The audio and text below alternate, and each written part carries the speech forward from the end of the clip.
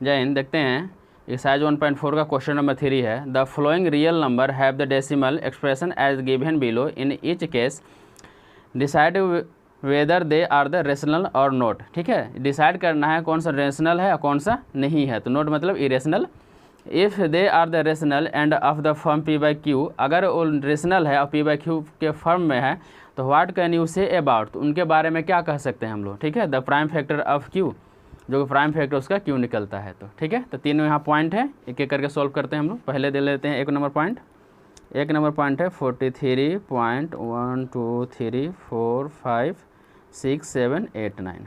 ठीक है, तो इसके बारे में हम लोग क्या कर सकते हैं। तो ये क्या है, टर्मिनेटिंग है। टर्मिनेटिंग क्या होता है, कैसे पहचानते हैं कि टर्मिनेटिंग जो है कट जाएगा पूरा पूरा, नहीं वो रिपीटिंग होगा और नहीं वो बढ़ता जाएगा। जब पूरा पूरा जब कट जाता है तो वही क्या होता है, टर्मिनेटिंग होता है। तो पूरा पूरा कट गया तभी इतना तक आंसर दिया है। अगर ये इसके बाद रिपीटिंग होगा तो इस पर क्या होता है, रेकरिंग रहता है। ठीक है, तो इसके बारे में लिख सकते हैं हम लोग since this number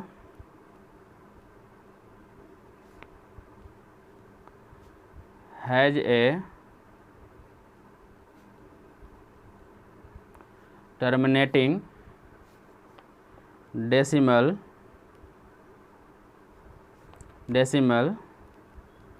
expansion, it is a rational number। ठीक है, रेशनल नंबर ऑफ द किसके फॉर्म में बोला था, तो फॉर्म पी बाई क्यू के फॉर्म में बोला था यहाँ पर। ठीक है, फॉर्म पी बाई क्यू के फॉर्म में, तो लिखेंगे of the form P by Q. ठीक है, and Q is of the form 2 power m और 5 पावर n। इससे पहले वाले वीडियो में बताया था 2 पावर m और 5 पावर n रहने के बाद ही टर्मिनेटिंग होता था। अगर इसमें कोई एक्स्ट्रा फैक्टर आकर जुड़ जाता है तो फिर वो नॉन टर्मिनेटिंग हो जाता है। ठीक है, तो बोल सकते हैं that is the prime factor of q will be either 2 or 5।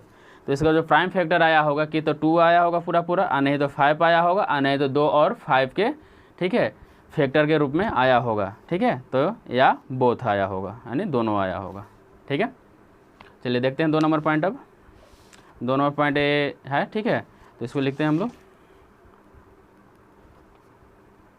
0.120, फिर 1200, फिर 12000, फिर 1240 dot.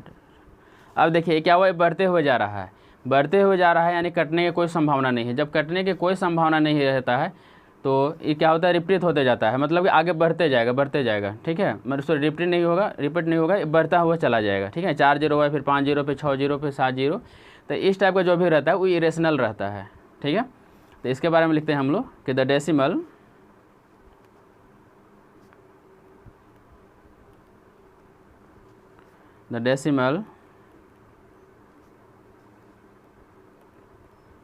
expression is neither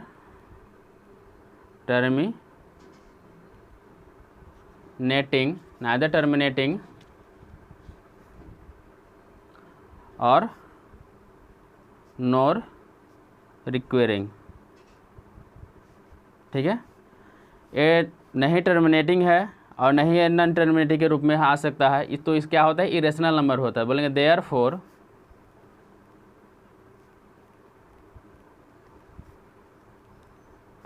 the given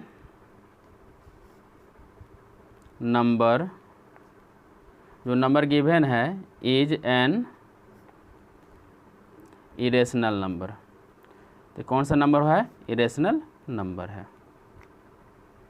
irrational number जैसे क्या होगा, √2 हो गया। ठीक है, तो 1.41 तक इसका हम मान जाते हैं √2 का, लेकिन वो कभी कटता नहीं है, आगे बढ़ते रहता है, जैसे √5 हो गया, जैसे √3 हो गया, ठीक है। तो ये सब क्या होता है, इरेशनल नंबर होते हैं। अब इसका 3 नंबर पॉइंट देखते हैं हम लोग।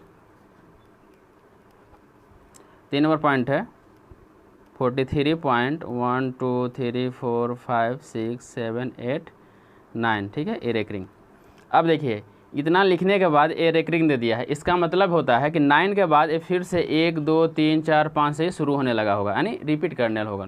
जब रिपीट करने लगता है तो क्या होता है, रेकरिंग दे दिया जाता है। और जब ये रिपीट होने लगता है तो क्या होता है, नॉन टर्मिनेटिंग हो जाता है। तो लिखेंगे कि since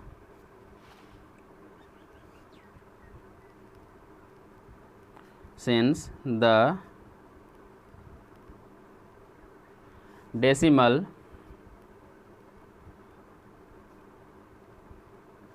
expansion is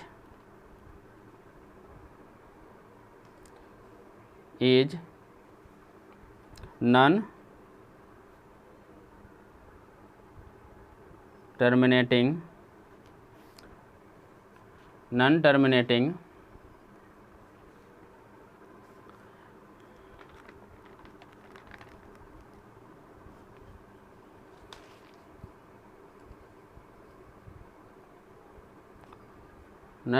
recurring the given number, जो नंबर दिया हुआ है given number is a rational number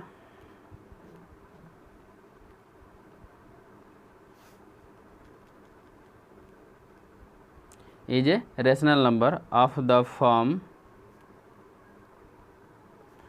P by Q and Q is not of the form, ठीक है। Q जो है किसके फॉर्म में नहीं है तो नॉन टर्मिनेटिंग होता है, तो फॉर्म में नहीं होता है तो किसके, तो 2m गुने 5n के फॉर्म में नहीं होता है, तभी जाके ये क्या होता है, नॉन टर्मिनेटिंग होता है, ठीक है। दूसरा पेज में लेते हैं। अर्थात ये क्या हो जाता है कि द प्राइम फैक्टर